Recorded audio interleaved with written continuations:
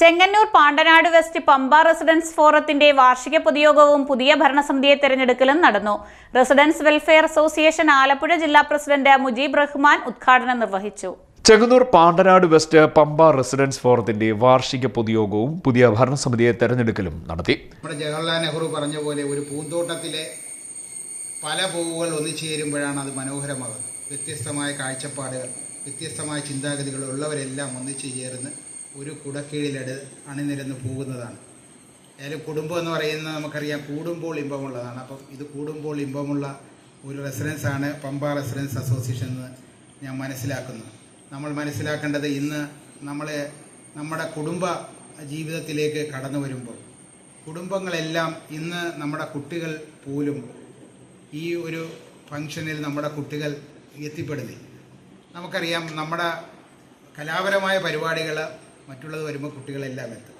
അല്ലാത്ത സമയങ്ങളിൽ ഈ പറഞ്ഞ ഈ ഒരു വേദിയിലേക്ക് നമ്മളുമായിട്ട് ഈ ജനറേഷൻ ഗ്യാപ്പ് എന്ന് പറയുന്നത് വലിയ വിടവാണ് ഉണ്ടായിക്കൊണ്ടിരിക്കുന്നത്.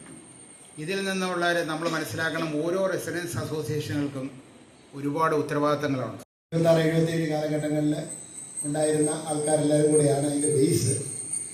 അങ്ങനെ രൂപീകരിച്ചപ്പോൾ ഒരു സംഘടനയെന്ന് മാത്രമേ ഉള്ളൂ, എന്തെങ്കിലും ഒരു സംഘടന രൂപീകരിക്കണമെന്നുള്ളൊരു ആശയം ഉണ്ടായി. പക്ഷേ അന്നേരം ആൾക്കാർ സീനിയർ സിറ്റിസൺ ഫോറം എന്നൊരു ഓപ്ഷൻ കൊണ്ടുവന്നു.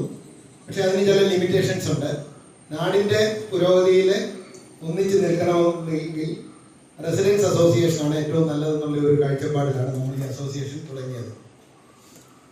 നമുക്കറിയാം, 1976 ഈ റോഡ് ആദ്യമായിട്ട് വീതി കൂട്ടി വിട്ടുന്നതും 78 നമ്മളിവിടെ ബസ് റൂട്ട് അനുവദിക്കുന്നതും ഒക്കെ ആ കാലഘട്ടങ്ങളിലാണ്.